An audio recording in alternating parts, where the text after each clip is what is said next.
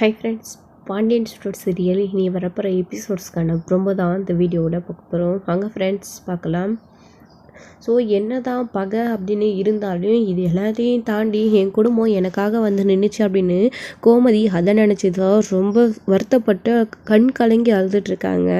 அக்கா, நடந்தது நல்ல விஷயம் தானே, இதுக்கேக்கா இப்படியெல்லாம் அழுகிற, விடுக்கா. அதான் உன் அண்ணனுங்க, ஏன் அண்ணனுங்க நமக்காக வந்து உனக்காக நின்னாங்க பார்த்தியா, அதான்க்கா ரொம்ப பெரிய விஷயம், விடுக்கா. சந்தோஷமான விஷயம் தானே, பேசாதவங்க நமக்காக வந்து நின்று இருக்காங்களே அப்படின்னு, விடுக்கா அப்படின்னு. என்னுடைய வருத்தமே அதுதான்டா. நான் ஜெயிலுக்கு போனதை கூட பெருசாக நினைக்கல, கெட்டதுலேயே ஒரு நல்லது நடக்கும் அப்படின்ற மாதிரி நான் ஜெயிலுக்கு போகிறதுனால தானே ரத்த பாசத்தை விடாமல் என் அண்ணனுங்க வந்து எனக்காக நின்னாங்க அப்படின்னு அதை நினச்சி கோமதி அழுதுகிட்டு இருக்காங்க. இப்படிப்பட்ட ஒரு குடும்பத்துக்கு நான் துரோகம் பண்ணிட்டேனே அப்படின்னு சொல்லி அழுகிறாங்க. அக்கா, நடந்ததெல்லாம் எதுக்குக்கா பேசிக்கிட்டு, 25 வருஷம் 27 வருஷம் ஆகிப்போச்சு, இதுக்கப்புறம் இதை பற்றி பேசி என்னக்கா ஆக போகுது அப்படின்னு. அதுதான்டா நானும் சொல்கிறேன். 25 வருஷமாக பகையோடு இருந்த இந்த குடும்பம் இப்போது எனக்காக வந்து நின்றுச்சே ஒரு பிரச்சனைன்றப்போ அப்படின்னு நினைக்கும் போது தான் ஆனந்தத்தில் எனக்கு நிற்காமல் கண்ணீர் வந்துக்கிட்டே இருக்குது அப்படின்னு கோமதி அழுகிறாங்க. விடுக்கா, எதுக்கு அழுகிற, விடு அப்படின்னு. இல்லைடா, இதை பார்த்து திரும்ப திரும்ப என் அண்ணனுங்களுக்கு நன்றி சொல்லி அவங்க காலில் விழுந்து மன்னிப்பு கேட்டால் கூட என்னுடைய ஆத்திரமும் இந்த அழுகையும் நிற்காது போல இருக்குது அப்படின்னு சொல்லி வருத்தப்படுறாங்க. விடுக்கா அப்படின்னு சொல்லிட்டு இருக்கும்போது, அவர் கடைக்கு கிளம்பிட்டாரா அப்படின்னு. ஆமாம் மச்சான், கடைக்கு கிளம்பிட்டாரு அப்படின்னு சொல்லவும், ஏன்டா அவர் தனியாக போயிருக்காரு அப்படின்னு. நானும் சொல்ல கேட்காம சரணனும் போயிருக்கான் அப்படின்னு சொல்லவும், அவங்க 2 பேரும் போய் அங்கே கடையில் என்னெல்லாம் அசிங்கப்பட போனாரோ தெரியலையே, ஜெயிலுக்கு போயிட்டு வந்ததை வச்சு இந்த ஜனங்க அவங்கள என்னெல்லாம் பேசி கஷ்டப்படுத்த போகிறாங்கன்னு தெரியலையே அப்படின்னு வருத்தப்படுறாங்க. நான் என் அண்ணனை பார்க்கணும் போல இருக்குத அப்படின்னு சொல்லவும், இங்கே பழனிக்கு ஒரே சந்தோஷம், என்ன பண்ணுறதுன்னு தெரியல, ஆனந்த கண்ணீர். அக்கா, என்னக்கா, நம்ம அண்ணன்க்கா, அவங்கள பார்க்கறதுக்கு நீ ஏன்க்கா அப்படி பர்மிஷன் கேட்டுட்டு பேசிகிட்டு இருக்க, வாக்கா அப்படின்னு. இல்லடா அப்படின்னு. ஏக்கா, அவங்க வருவாங்கன்னு நினைக்கிறியா அப்படின்னு. டே அப்படியெல்லாம் நான் நினைக்கலடா அப்படின்னு. பின்ன என்னக்கா அப்படின்னு. நான் போனால் அவங்க என்னை வான்னு கூப்பிடுவாங்களா, என்னை ஏற்றுப்பாங்களா அப்படின்னு. அக்கா, இந்த அளவுக்கு மேலே பாசத்தையும் அன்பையும் வச்சுக்கிட்டு உனக்காக வந்து போலீஸ் ஸ்டேஷன் வாசலில் நின்றவங்களுக்கு நீ அவங்க வீட்டு வாசலில் போய் நின்னா உன்னை கூப்பிடாம போயிட்டு போகிறாங்க, வாகா அப்படின்னு சொல்லிட்டு பழனி கூப்பிட்டுட்டு போகிறாங்க. கோமதியுமே அவங்கள பார்க்கணும் அப்படின்னு சொல்லிட்டு போகிறாங்க. அப்போது ராஜியும் கதிரும் இதை பார்க்குறாங்க. பார்த்துட்டு ஏக்கத்தோட ராஜு இங்கேயே நின்றுட்டுருக்காங்க. ராஜி, நீயும் போறியா அப்படின்னு. இல்லை கதிர், இல்லை அப்படின்னு. போய் பார்த்துட்டு வர்றதுன்னா பார்த்துட்டு வா உன் அம்மாவையும் அப்பாவையும் அப்படின்னு. நீ இங்கே இருக்கும்போது நான் போய் அங்கே என்ன பண்ண போகிறேன் கதிர், நீ இல்லாமல் அந்த வீட்டுக்குள்ளே நான் காலை எடுத்து வைக்க மாட்டேன் அப்படின்னு. நாம் ஏற்கனவே ஒரு நாள் போயிட்டு தானே வந்தோம், நீ போயிட்டு வாப்போ அப்படின்னு. இல்லை பரவாயில்ல அப்படின்னு சொல்லிடுறாங்க. அத்தை போய் பார்த்துட்டு பேசிட்டு வரட்டும் அப்படின்னு. சரி, உன்னுடைய விருப்போ அப்படின்னு சொல்லிடுறாங்க கதிருமே. அதுக்கப்புறமா கோமதியும் பழனியும் அந்த வீட்டுக்குள்ளே போகிறாங்க. கோமதி போய் அங்கே நின்றுட்டுருக்கவும் வீட்டில் யாருமே இல்லை, விரிச்சோடிக்க இருக்க எல்லாரையும் பார்த்துட்ருக்காங்க. பழனி இருந்துக்கிட்டு, உள்ளவாக்கா, உள்ளவா அப்படின்னு. இல்லைடா அப்படின்னு. அப்போது ஆத்தா அப்படின்னு பழனி கூப்பிடவும், வாடா உள்ளதாக இருக்க அப்படின்னு கூப்பிட்றாங்க. சக்திவேலு ஒரு பக்கமும் முத்துவேல் ஒரு பக்கமும் மேலேருந்து கீழே இறங்கி வராங்க. என்னடா பழனி, வாசல்லே நின்று புதுசாக கூப்பிட்டுருக்க அப்படின்னு மேலேருந்து பேசிட்டு கீழே வரவும், அப்போ தான் கோமதி இருக்கிறத பார்க்குறாங்க. பார்த்த உடனே அவங்களுக்கு என்ன சொல்கிறதுனே தெரியல, ரொம்ப அதிர்ச்சி. கோமதியுமே அவங்க அண்ணனை பார்த்து அவ்வளோ பூரிச்சு போய் நின்றுட்டுருக்காங்க. இத்தனை வருஷம் கழிச்சு கடைசியாக இந்த வீட்டை விட்டு ஓடி போனவங்க கோமதி. அதுக்கப்புறம் இப்போ தான் இந்த வீட்டு வாசப்படியை மிதிக்க இங்கே நின்றுட்டுருக்காங்க, அதுவும் தனியாக நின்றுட்டுருக்காங்க. அதனால தான் அவங்களுக்கு எப்படி வீட்டுக்குள்ளே போகிறதுனே தெரியாமல் அமைதியாக நின்றுட்டுருக்காங்க. அப்போ தான் பழனி, என்னடா கூப்பிட்டுக்கிட்டே இருந்தேன் உள்ளே வரல அப்படின்னு சொல்லவும், அத்தா வெளியே வந்து பாரு அத்தா, யார் வந்திருக்கான் அப்படின்ன உடனே, யாருடா அப்படின்னு சொல்லிட்டு அப்போ வெளியில் வராங்க. மாரி, வெடிவு, குமரவேல் எல்லாரும் வராங்க. உங்கள் கோமதியை பார்த்த உடனே எல்லாரும் ரொம்ப சந்தோஷப்படுறாங்க. கோமதி, வாமா உள்ளே வா, என்ன அங்கேயே நின்றுக்கிட்டு, இது உன்னுடைய பிறந்த வீடு, நீ உள்ளே வரத்துக்கு எதுக்கு யோசிக்கணும், வா அப்படின்னு கூப்பிடுறாங்க. இல்லைம்மா, நான் அவங்க எல்லாருக்கும் எவ்வளோ பெரிய துரோகத்தை பண்ணிவிட்டு இந்த வீட்டை விட்டு போனேன், திரும்பவும் இந்த வீட்டுக்குள்ளே காலடி எடுத்து வைக்க எனக்கு மனசு இல்லை அப்படின்னு சொல்லிட்டு இருக்கவும், அப்போ தான் முத்துவேலும் உள்ளவாக அப்படின்னு சொல்கிறாங்க. இதை கேட்ட உடனே கோமதிக்கு அவ்வளோ சந்தோஷம்.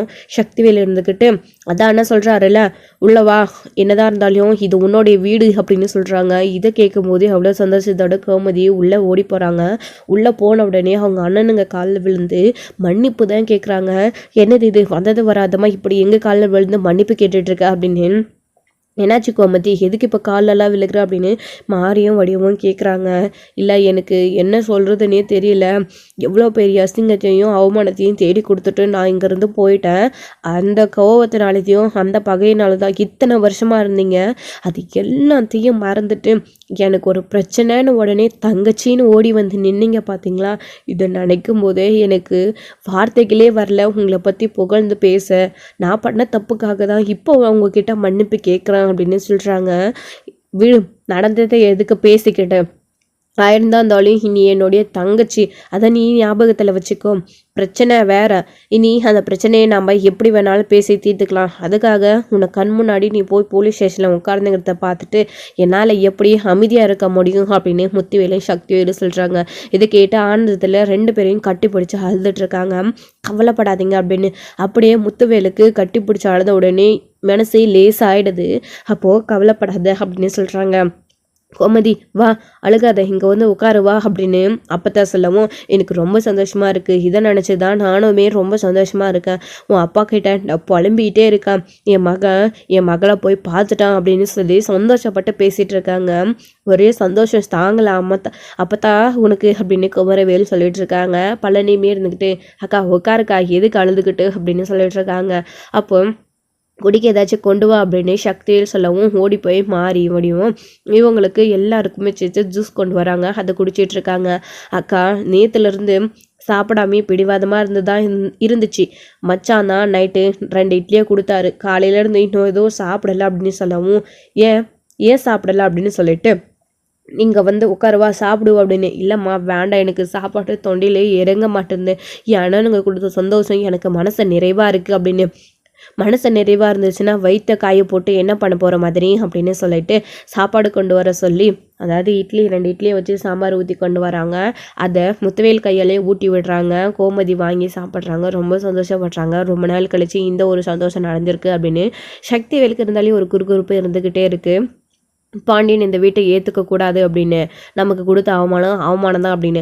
ஆனால் இங்கே அதையும் தாண்டி ஒரு படி மேலே போய் முத்துவேல் வந்து ரொம்ப சந்தோஷப்படுறாங்க.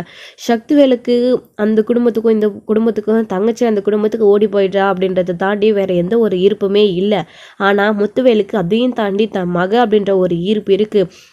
தங்கச்சி அந்த வீட்டில் இருக்கா அப்படின்றதையும் தாண்டி அந்த இன்னொரு உறவு இருக்குது. நான் பெத்த பொண்ணு அந்த வீட்டில் போய் வாக்கப்பட்டு வாழ்ந்துட்டுருக்கா. அவளும் இதே மாதிரி தான் பண்ணியிருந்தாலையும் மாப்பிள்ளைன்ற ஒரு உறவு அந்த வீட்டுக்குள்ளே இருக்குது.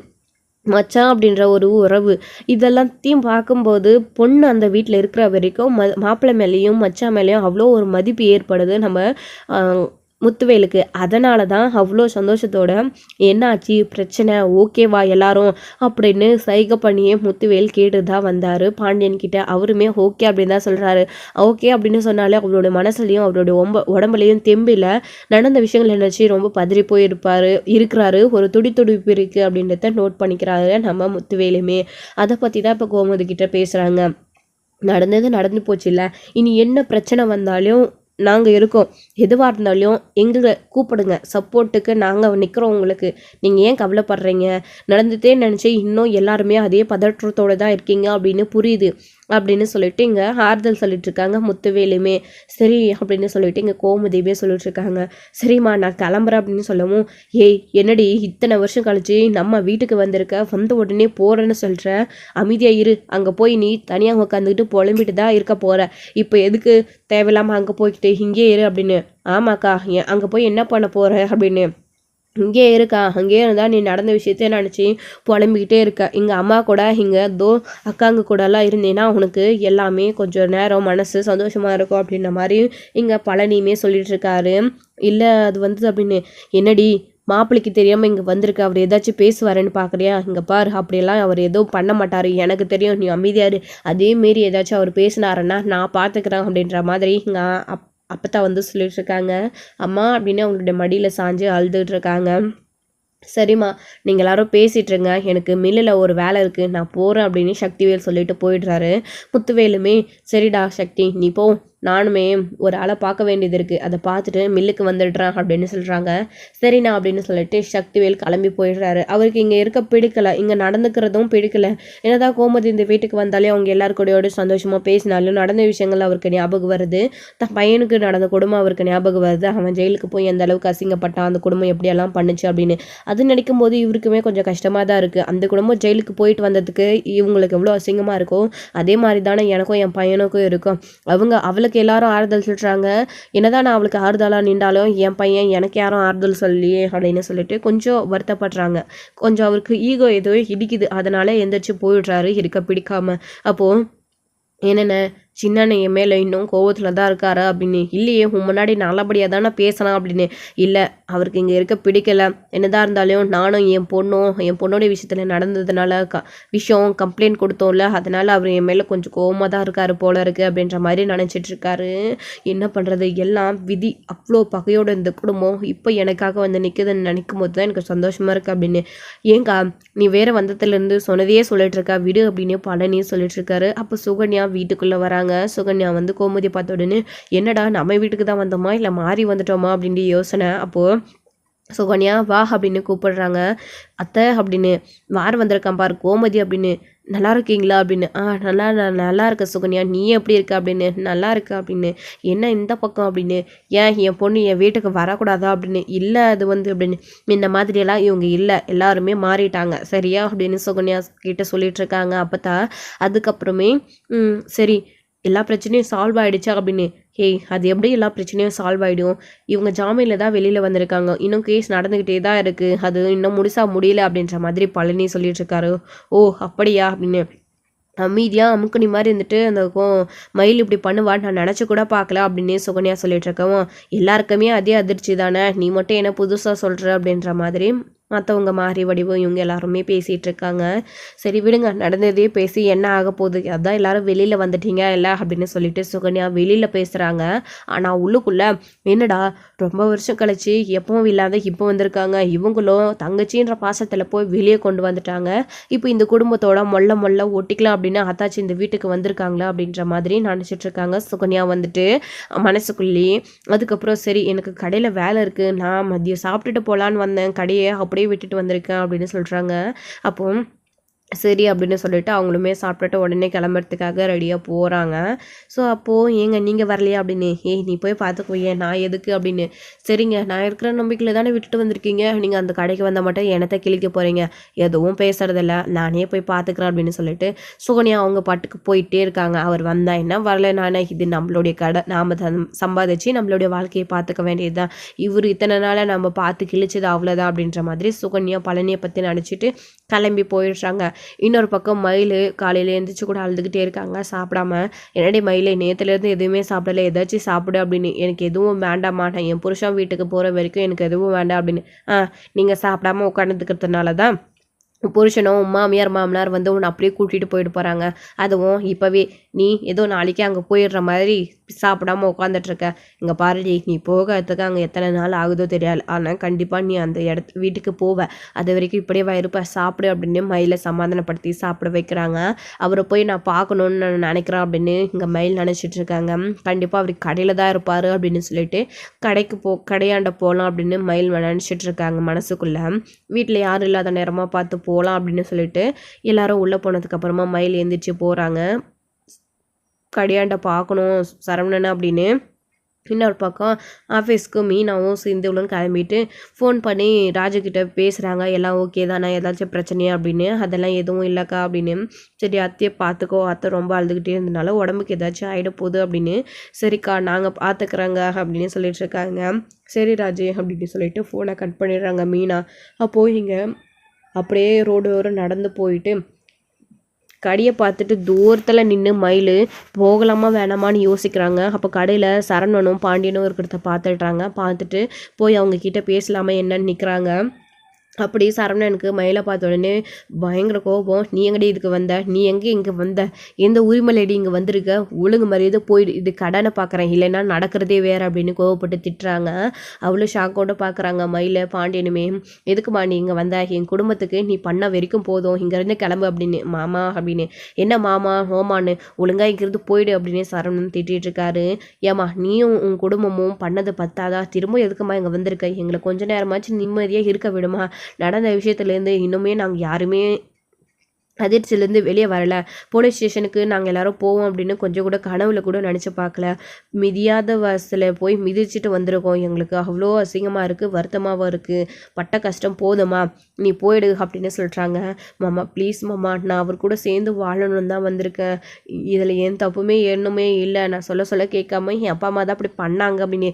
ஏய் போயிடுடி, பண்டத்தெல்லாம் பண்ணி போட்டு திரும்பவும் என் அப்பா அம்மா தான் பண்ணாங்க அப்படி இப்படின்னு பேசிகிட்டு இருக்கேன், மரியாதை கேட்டுவிட உனக்கு போயிடு, ஏற்கனவே பணத்துக்கு தான் என் அப்பா அம்மா காரணம்னு சொன்னேன், இப்போ கம்ப்ளைண்ட் கொடுத்துருக்கீங்க நீயும் அம்மா அப்பாவில் சேர்ந்துக்கிட்டு, இதுக்கும் உனக்கு சம்மந்தம் இல்லைன்னா எப்படிடி அப்படின்னு. இல்லை மாமா நான் சொன்னேன் இப்படியெல்லாம் பண்ணுறதுனால நீங்கள் வெளியில் வந்துடுவீங்கன்னு சொன்னாங்க அப்படின்னு. ஏய் உன்னை பற்றி எனக்கு தெரியும்டி, நீ தானே கோர்ட் வாசலில் நின்று கோர்ட்டில் வந்து நின்று இப்படியெல்லாம் நாங்கள் பண்ணோம் அப்படின்னு சொன்னேன் கோர்ட்டில், அப்போது அதுவும் உன் அம்மா சொல்லி கொடுத்ததா சொன்னியா, உன் வாயிலேருந்து வராமல் நீ தாண்டி, அதாவது நீ எப்படி சொல்லியிருப்பா அப்படின்ற மாதிரி சரவணன் கேட்கவும், இல்லை மாமா என் அம்மா அப்பா இப்படி சொன்னாங்க அப்படின்னு. நீ என்ன பச்சை குழந்தையாடி, உனக்கு தெரியாதா இப்படியெல்லாம் சொல்கிறதுனால இப்படி ஆகும் அப்படின்னு.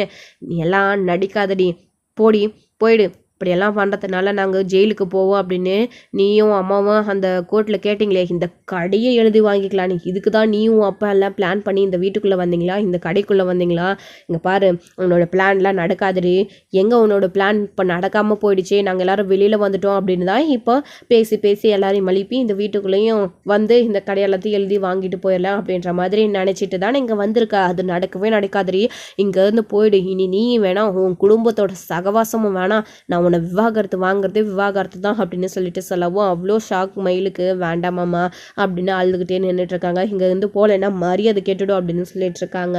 அப்போ மயில் அழுதுகிட்டே நின்று இருக்கவும் அக்கம் பக்கத்தில் இருக்கிற ரோடு கடையில் வரவங்க எல்லாருமே பார்த்துட்டு இருக்காங்க. அப்பா இதுக்கு தான்ப்பா சொன்னேன் இங்கே வர வேண்டாம் அப்படின்னு, பாருப்பா வந்து இங்கேயே உயிரம் வாங்குறா, பாப்பா கடையை சாத்திட்டு பேசாமல் போகலாம் அப்படின்ற மாதிரி சரவணன் சொல்லிட்டு இருக்காங்க. இவளுக்கெல்லாம் பயந்துக்கிட்டு போகணுமா அப்படின்ற மாதிரி பாண்டியன் யோசிக்கிறாரு. ஆமாம் நாம் எதுக்கு போகணும்ப்பா, இது நம்மளுடைய கடை, பேசாமல் இவ்வளோ அடித்து துரத்துறோம் அப்படின்ற மாதிரி சரவணன் இங்கிருந்து போடி வியாபாரத்தை கெடுக்காது அப்படின்னு திட்டிகிட்டு இருக்காரு. ஸோ இதோட இந்த எபிசோட் வந்து முடிச்சிருக்காங்க. அடுத்தடுத்த எபிசோடில் என்ன நடக்க போகுது அப்படின்றதெல்லாம் வெயிட் பண்ணி நெக்ஸ்ட் வீடியோவில் பார்க்கலாம். தேங்க்யூ. இந்த வீடியோ பிடிச்சிருந்தா லைக் பண்ணுங்கள், ஷேர் பண்ணுங்கள், கமெண்ட் பண்ணுங்கள்.